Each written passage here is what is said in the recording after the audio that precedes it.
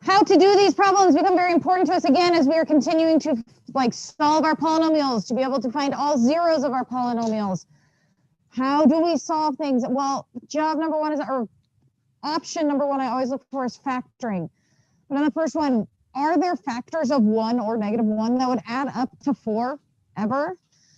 So after we've asked ourselves if we can factor and our answer is no, what's our next go-to? Quadratic formula, right? So again, continuing to practice our quadratic formula here. Remember, this is our x values, which is why we started with saying x equals, because we are getting this solved for kind of like if we would put them in parentheses and set them equal to 0, we would have said x equals at the end, right? So x equals -b, so -4 plus or minus the square root of 4 squared minus 4 times 1 times -1 all over 2 times 1. Typically, we would be simplifying this unless we were graphing, then we might want to know what the decimals are instead of the radicals.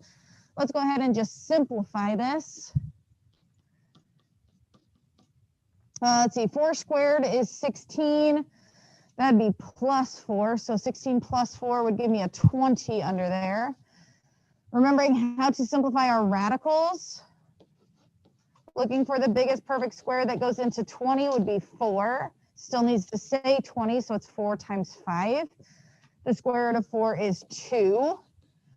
The not perfect stays inside, so I could rewrite this as 2 square root of 5. And then everything is divisible by 2, so I can divide the -4 by 2. I can divide the 2 by 2. And we would get a final answer of, final two answers of, -2 plus or minus 1 square root of 5. And that is 2 answers, right?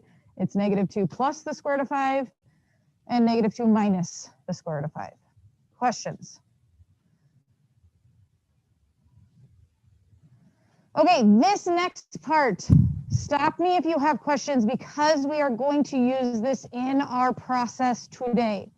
Did you figure out what I was telling you to do? That's half the battle. Okay, they tell us, remember that when we are looking at something like this, this number right here is x. So they're saying when x equals 3, the whole thing equals -150. You understand that? And so then if we know what x equals and we know that the whole thing is a -150, what's missing is this number right here. And so we can plug in that 3 and solve for our missing number out front. Okay, so when I plug in 3, my answer is going to be -150. This is what I'm looking for. I'm trying to figure out what a sub n is when I plug in a 3 in all of those spots.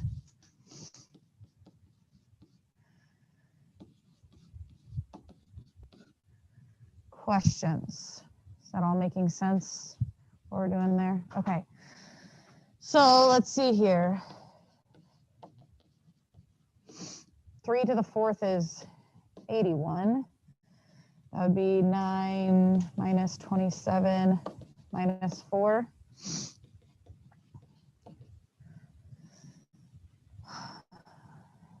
$50.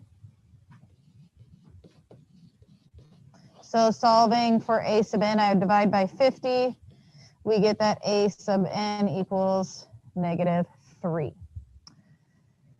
Questions on that? We're going to definitely use that in our process later on today, tomorrow, as we are finalizing a polynomial answer. Okay. All right, moving on. We are splitting up section 2.5 into today's lesson and tomorrow. That was my marker. Right into the trash. That's awesome. Okay. On the bright side, COVID, we have like all sorts of cleaning supplies laying around.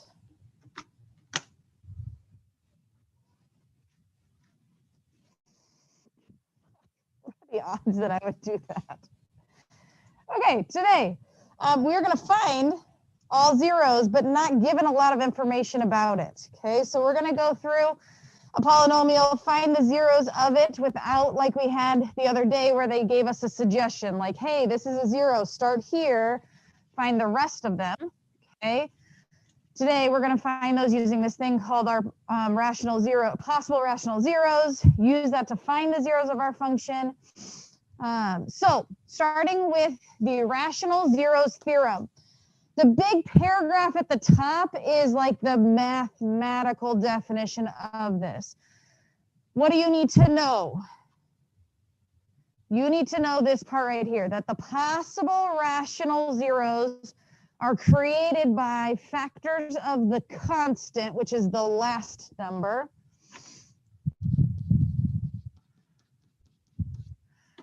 over factors of the leading coefficient, the first number.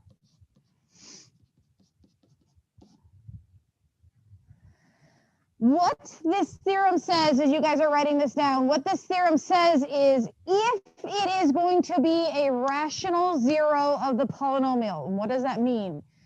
It means anything that can be written as a fraction. So not only if the zero happened to be like 1, 2, 3, -5, but any fraction that it could be, like 1/2, 1/3, things like that. So if it is going to be one of those types of numbers, it would come from a list created by factors of the constant over factors of the leading coefficient.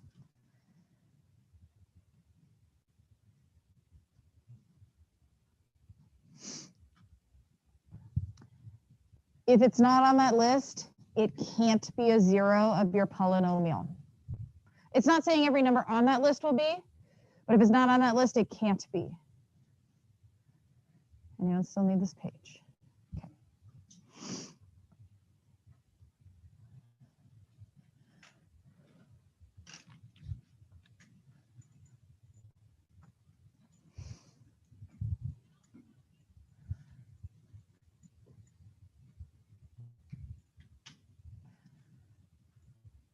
All right. So how do we use that?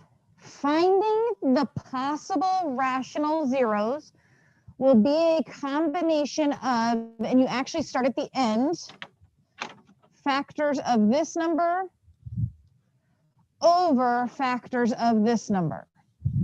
Okay, so let's look at the factors of those numbers.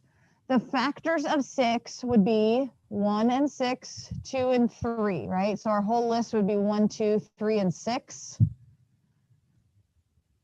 Factors of our leading coefficient is just 1.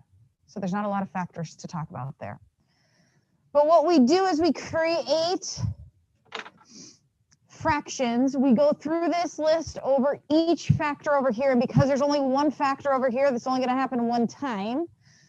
But when we are talking about numbers, remember that I could multiply two negatives together also to get a positive, or a negative and a positive. And so what we do is we represent each option as a plus or a minus. So listing all the possible rational zeros here, we would have plus or minus 1. It is technically over 1, but over 1 is not going to change anything, right? Plus or minus the next factor, plus or minus 2 over 1, which is just 2. Plus or minus 3 over 1, and plus or minus 6 over 1. And so what this is saying is that's your word bank. That's your list of possible rational zeros. If it's going to be rational, if it's going to be able to be written as a fraction, it has to be on that list. So like 7 cannot be a rational zero of this polynomial. 1/2 cannot be a rational zero of this polynomial. It's not on that list. Questions?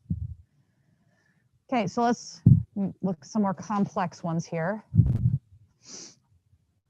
Again, it is going to be factors of our last number over factors of our first number.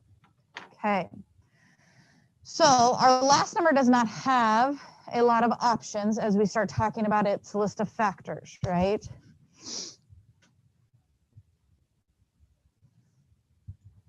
Two has factors of 1 and 2. 15 has a couple more factors to it, right? 1, 3, 5, and 15. And so what we have to do is write out this list, 1 and 2, over each of these sets of options. So let's start with 1. When I put these over 1, it's not going to change my number, right? But I'm going to show it just so we can see all of these options. Plus or minus 2 over 1. And then I start over. Now I do 1 and 2 over the next factor, which is 3. So add to my list, plus or minus 1 over 3. Plus or minus 2 over 3. Now, as we start getting into fractions, we would simplify those. Those are simplified. Okay. If it simplifies down to something that's on our list, we wouldn't add it again. It's already there. Okay. Continue, plus or minus 1 and plus or minus 2 over our next factor. So we'd have 1/5 and we'd have 2/5. And we got one more factor to do. So plus or minus 1 and plus or minus 2 over our last factor, 1/15 and 2/15. So this one had quite a list of options of rational zeros. Questions on that?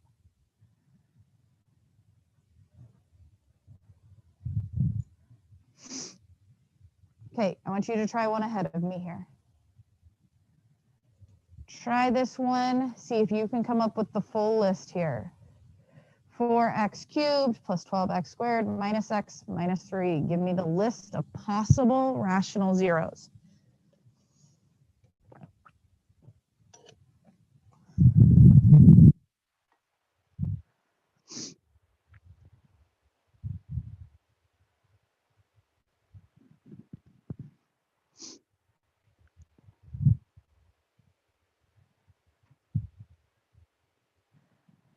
I cannot emphasize the word possible enough.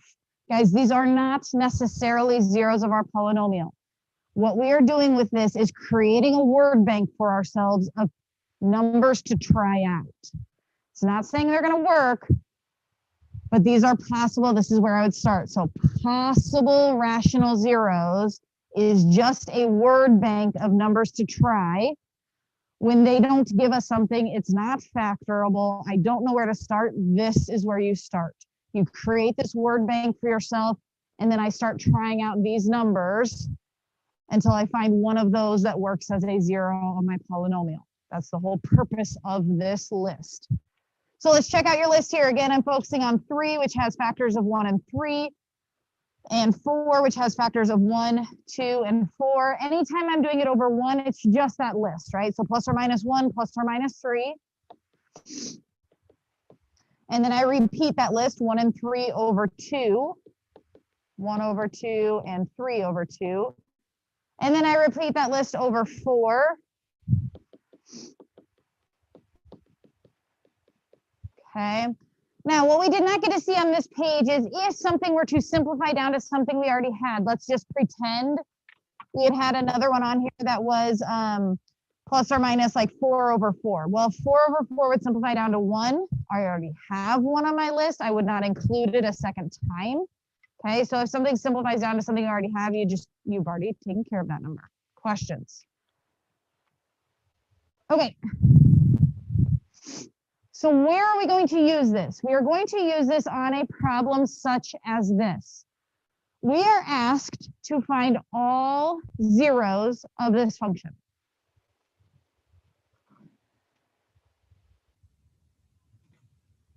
Go ahead and write down that function. My first thought, because this is always the most efficient and fastest way of doing this, is can I factor it to find my zeros? So looking at that particular polynomial, I would say, oh, let's try factor by grouping. And my good number sense people out there, help us out. If I try factor by grouping, is it going to work out for us in the long run? No, because I'm not going to be able to have the same thing left over, right? So it's not factorable. It's not a quadratic, so I can't go to quadratic formula. How am I going to find my zeros? Well, we start with that list we were just working on the last page. We start by creating a word bank for ourselves of the possible rational zeros, which gives us something to try out. Okay, so I start with my factors of 6 over factors of 1, which is just going to be the factors of 6. So here's my word bank. in your word bank, I would start with 1 and then go -1 and then try 2 and then go -2, okay? So if I don't, and I'm going to get to the calculator part here in just a second, but if I don't have a calculator, here's what I do. I try dividing it. So I do my synthetic division, 1, 2, -5, -6. If it is actually a 0 of our polynomial, what will I expect when I'm done doing my synthetic division? That's your key right there. Absolutely. You expect a remainder of 0. Anything that gives us a remainder of 0 is a factor of our polynomial, right? So that's what I'm looking for. As I'm trying out a number here, I start with 1. Start with 1 and -1. They are, first of all, the easiest ones to try out. Second, usually we find one right close to the beginning, okay? I just try it out. 1 times 1 is 1, plus 2 is 3, 1 times 3 is 3.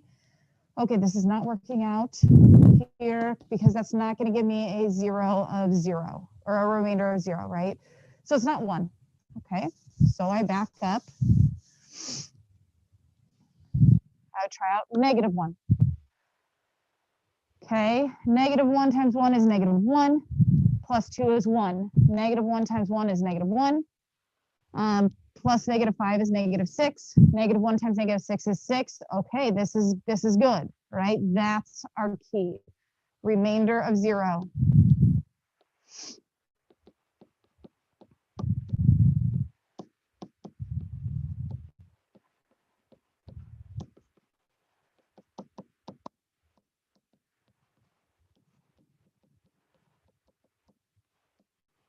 Right, that's our key. Our remainder equals 0.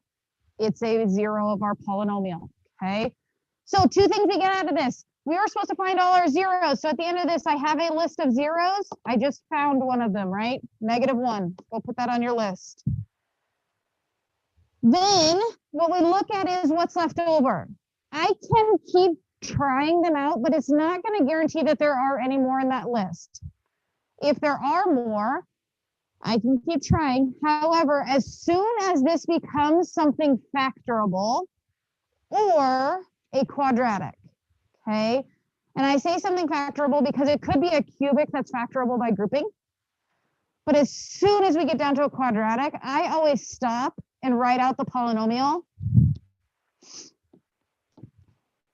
and solve this way, because from here, I know I can get my answers by either factoring or quadratic formula. So as soon as it's the quadratic, stop, write out the polynomial, set it equal to 0 and solve. And I do believe this one is factorable. Gosh, we've seen factors of 6 a lot this year, haven't we? Slow down. Which factors of 6 should I pick out here? 3 and 2, right?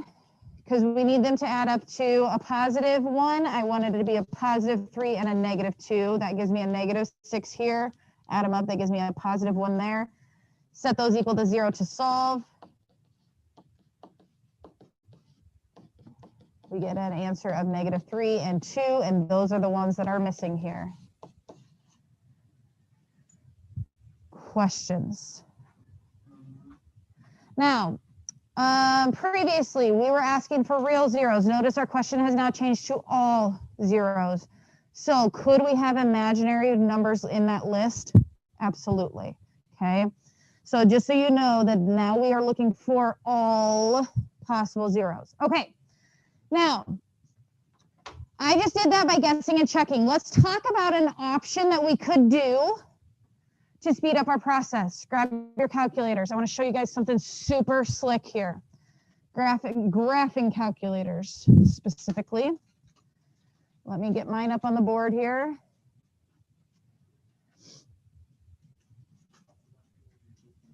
Sometimes.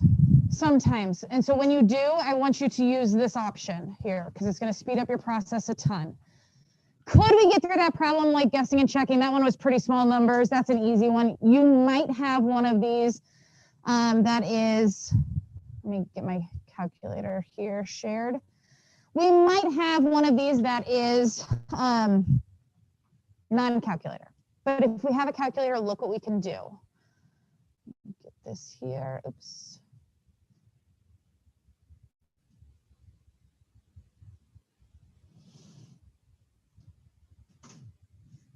Okay. So our polynomial x cubed plus 8x squared, I'm going to go type that into y1. So go grab your y1, type this into y1. One of our options you could do is I can just go plug. Remember our remainder theorem yesterday, and I told you that eventually it was going to like be useful, but yesterday we were just figuring out what it is. Well, the remainder theorem said that whatever remainder I get, oops, 8x squared, when I did my synthetic division or division, is the same thing I would get if I plugged that number into the function. So basically what I can do is I'm looking for something that has a remainder of 0. So I could do this backwards. Yesterday, your answer was the remainder. Well, now I'm looking for a remainder of 0. So basically what I can do is this one has a long list of possible rational zeros, right? Longer than our list last time because it's 1, 2, 4, 5, 10, 20, but not only that, but plus or minus each of those. That's a lot of numbers to possibly try out, right? So what we can do is we can go back to our rational, our remainder theorem from yesterday that says if I evaluate the function at 1, the remainder of my synthetic division, if I had done 1, would match this number, right? Those are going to be the same thing. So we're going to work this backwards. Instead of doing the synthetic division to figure out the remainder, I'm going to plug it in because I'm looking for the one that's going to give me a remainder of 0. But even faster than that, I'm going to let my calculator plug in a whole bunch of those. If they are whole numbers, your calculator will plug those in super easy for you using your table. So now that I have that typed into y1, I'm going to hit my second key, and I'm going to go up to table. And it is now plugging in all of these numbers into my function, and I'm looking for the one that has an answer of 0, right? Because if it has an answer of 0, when I do my synthetic division with it, I'm going to get a remainder of 0, and that's what we were looking for. Now, that's only my positive numbers, but you remember you can arrow up and down. Look, it's giving me several options. Pick one of them, okay? Pick one of them. So I see that -5, -4, and 1 are all working. And we'll talk here in just a second. Could I have maybe done this even differently? Yes. I'm going to erase this so that I have room to do this, but pick something that gives us a remainder of 0, like 1. Do your synthetic division now because I know I should get a remainder of 0.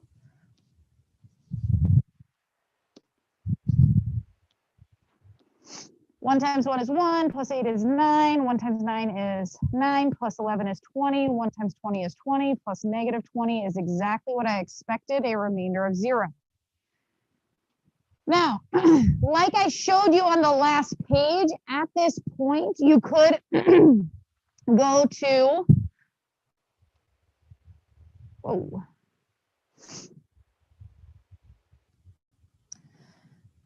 Really big. Just you're then writing this out as a quadratic. So x squared plus 9x plus 20. Factor, we get x plus 4, x plus 5. Set those equal to 0 to solve.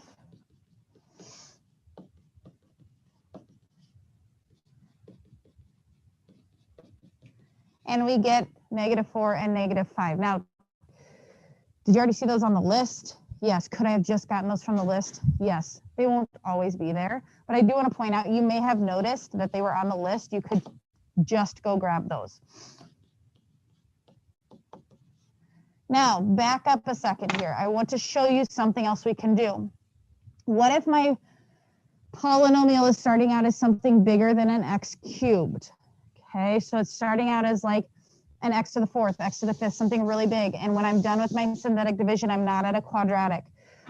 You can do repeated synthetic division as long as this is a 0. So what I can do now is use the 1, 9, and 20 with another 0 that I saw on my calculator. I happen to notice that -4 was also a 0, and I could do this again. -4 times 1 is -4, plus 9 is 5, -4 times 5 is -20, and just as expected, again, I get a remainder of 0. Notice what it has now given me. X plus 5, set that equal to 0, we still get that same 0 that was on our list. So you can do repeated synthetic division if your remainder is 0. It doesn't work if your remainder is not 0, but you can keep working your way down to smaller and smaller polynomials. Questions? Okay, so let's keep using our calculators here. Find all zeros. Again, start with trying to factor. It's not factorable. We'd have to do grouping, right? So then I go to my word bank, right? My word bank being our possible rational zeros.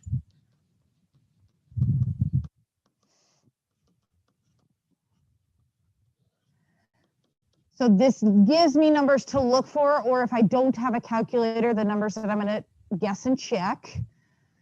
So plus or minus 1, plus or minus 2. We got a short word bank this time. I go to my calculator and I type that into my y equals. We go to our table and see what actually works here. X cubed plus x squared.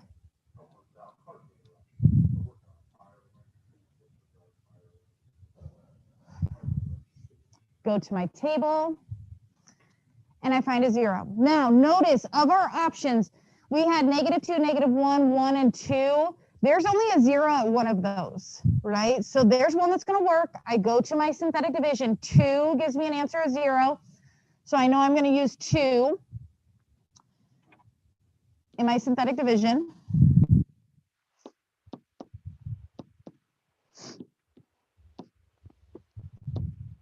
I expect an answer of 0 at the end of this.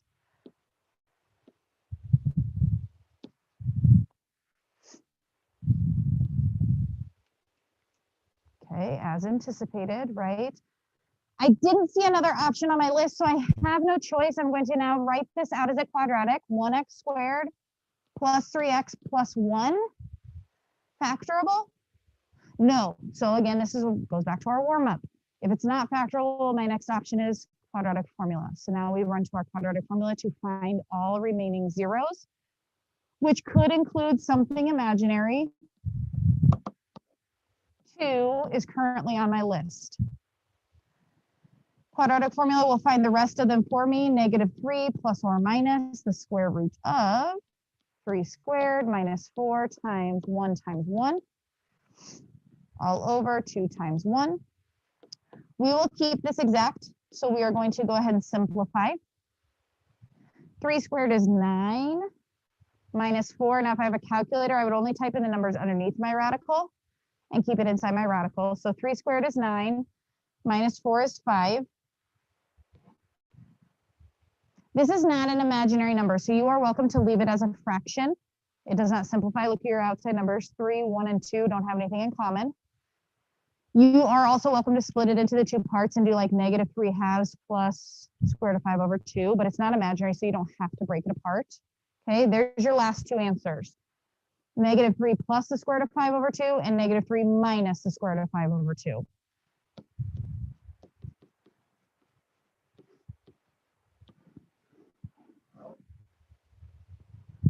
Okay. You have to do what?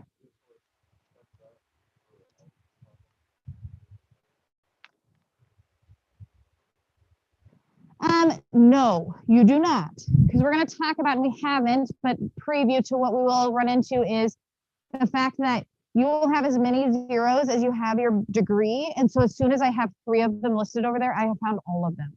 Now, that can be a combination of multiplicities and imaginary and all of that. But all totaled, said and done, there should be 3 of them over there. So that's when I would know I can stop looking. Okay. Okay. Notice this one changed. It didn't ask us for all zeros. It would be like asking us to solve. Well, guess what, guys? It's the same question. I mean, it doesn't really change what we do. I know technically it looks different because it doesn't say f of x and find the zeros. It says equals 0 and we would solve for x. Well, solving for x is the same thing as finding your zeros. Okay, so just want you to see those in different ways. We would again say, okay, is this factorable? No. So we would have to go to our list of possible rational zeros. Now this one has a super crazy twist. I think it's this one. A super crazy twist in it. And that is this. As I look at my list of possible rational zeros, it would be plus or minus 1 and plus or minus, okay, short list, right? Plus or minus 1 and plus or minus 13. I started with my factors of 13 over 1. So let's grab our calculators, type that function in there. Check out 1, negative 1, 13, negative 13. Somebody find me one that works. While I get my synthetic division set up here. It's 1.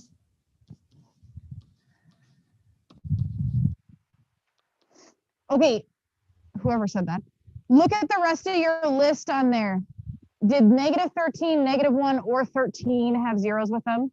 So 1 is the only one that had a 0 with it, correct? Okay, just want to make sure that we're all on the same page here. This is our only option on our list that had an answer of 0. 1 times 1 is 1, plus negative 6 is negative 5, times 1 is negative 5, so this would be 17, negative 13, and as anticipated, we get an answer of 0, or a remainder of 0, not an answer, a remainder of 0. Okay, look at what's left over. I'm going to erase this in just a second, but this would be like an x cubed minus 5x squared plus 17x minus 13, agreed? Is that factorable? No. Is that a quadratic that I can even go put in my quadratic formula? No. Okay, so we seem a little bit stuck here, right? So here's the deal. This is now our new problem with possible rational zeros of factors of 13 over factors of 1. And this is where the crazy twist happens in this one. If you were to type this in, can somebody type that in? Who's really fast at typing that in? Somebody get that really typed in really fast for me on your calculator and look at your table. When you look at that one, and again, I get that the list of possible rational zeros is the same because we have the same last number and first number, but I'm looking at my possible rational zeros again for our next level. It's the same, isn't it? It's 1. So yes, we have, now I'm looking at my possible rational zeros. Let me see if I can move this over here. Of this guy. Come on.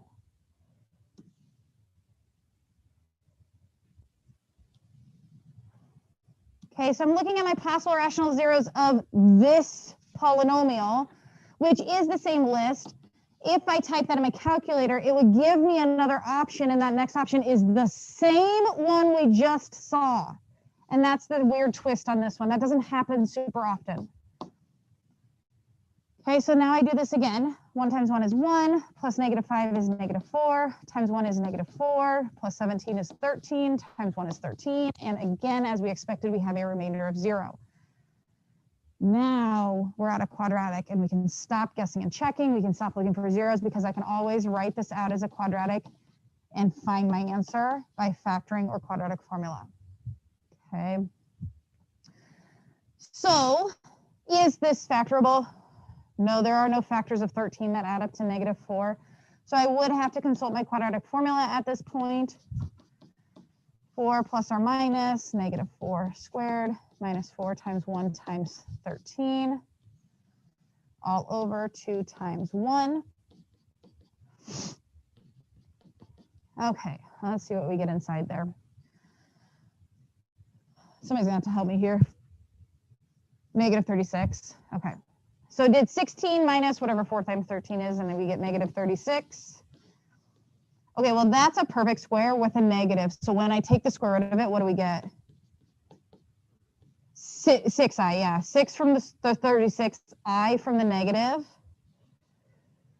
Both of those numbers, 4 and 6, are divisible by 2. So I'm going to go ahead and divide each of those by 2. 4 divided by 2 is 2. 6 divided by 2 is 3. So go to our zeros. There's 2 of them because remember it's 2 plus 3i and 2 minus 3i. Let's talk about the 0 of 1 that we have going on though. Any guesses as to the weird thing I'm gonna have to add with that? Multiplicity, I heard it. Somebody said multiplicity. We saw it twice, right? That means it would have been x minus 1 quantity squared. We had it twice in there. So it's a 1 with a multiplicity of 2. It got used twice. There's all 4 of our zeros. 2 of them are 1. 2 plus 3i is another one. 2 minus 3i is your last one.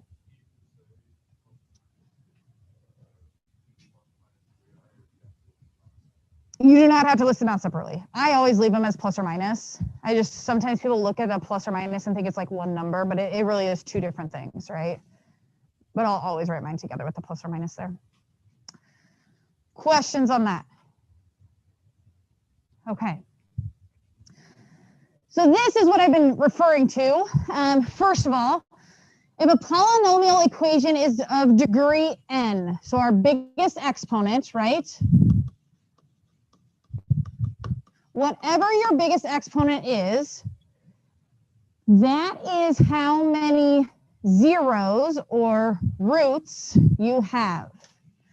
If it is a degree 4, we should have 4 zeros, and that can be through multiplicity, that can be imaginary, but all totaled, you would have 4 of them. This is also true. If we have an imaginary 0, you have its imaginary friend too. It always is both the 0 and its conjugate. Why? Think about what we have done that has gotten us imaginary zeros. Quadratic formula, right?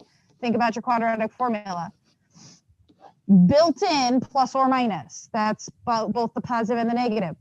How else have we gotten imaginary zeros? Square rooting a negative. Well, every time I square root, I put a plus or minus on my answer. And so what happens with your imaginaries is we always have both. But when they tell us zeros, they will only ever tell us 1. You have to remember its imaginary friend, okay? For whatever reason, they can't just list, but it's just a given, is that if you have a 0 of, let's say they tell you have a 0 of 7i, which is imaginary, that immediately means you also have a 0 of negative 7i, because every imaginary comes as a plus or minus. They will tell you one of them when they tell you zeros of a polynomial. Questions on that?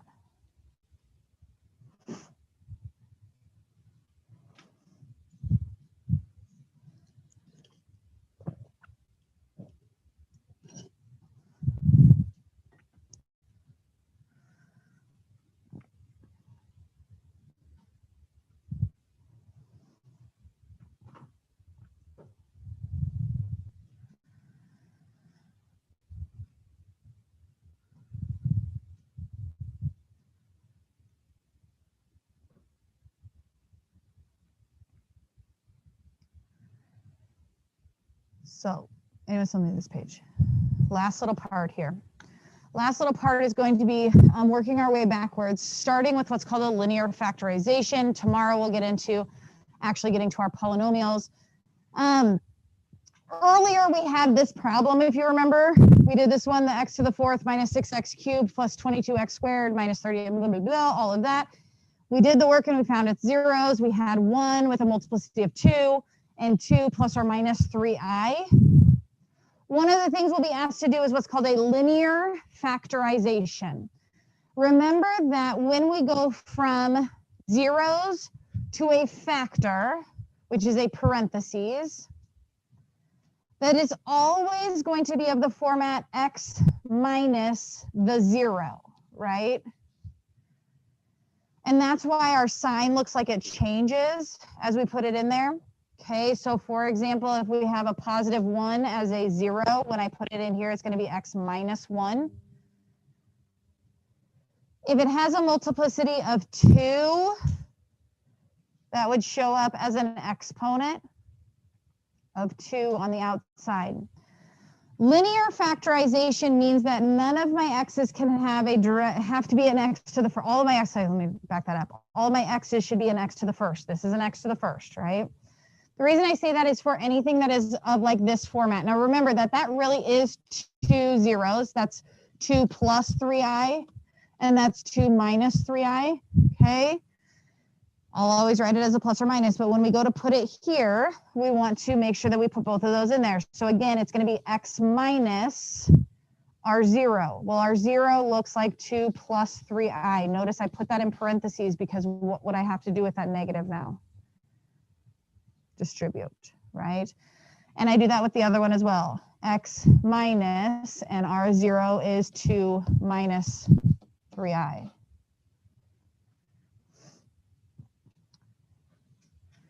Now, I can leave it like that as well. Everything has an x to the first. If I distribute this, this would end up looking like x minus 2 minus 3i and x minus 2 plus 3i. But that's what's called your linear factorization, where it pulls all of the factors apart as an x to the first, including those imaginaries sitting in there. And even we could break this apart also. And then you see 1, 2, 3, 4 that go with our linear factorization. Questions? Okay. I mentioned this earlier, but just a reminder, sometimes you're going to be asked for the roots and sometimes you're going to be asked for the zeros. And guys, the only difference is the setup of the problem, but they really do refer to the same thing. Right? If they ask us for roots, that means your problem was set equal to 0 or is an equation. And at the end of the problem, you would say x equals the numbers. If they ask you for zeros, you would have had a polynomial, f of x equals. At the end, you'll have a list of numbers and you'll say zeros and you'll just have a list of numbers. But what it turns out is these lists of numbers that we have here and here will be the same thing. So don't overthink the difference between the questions of roots versus zeros.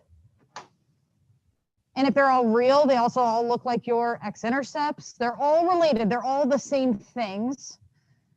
And I say real because if it's an imaginary, it's not going to hit your x-axis. But I just want you to understand, I don't want you to be confused by the difference in the terminology. For us, we pretty much follow the same thing, whether it says the words roots or zeros or solutions. This would also be called solutions. X-intercepts, assuming they're real. Questions? All right. We are probably out of time today, so we're going to go ahead and move on to our assignment. Is number 32 in my math lab. Got about 2 minutes left before TA time.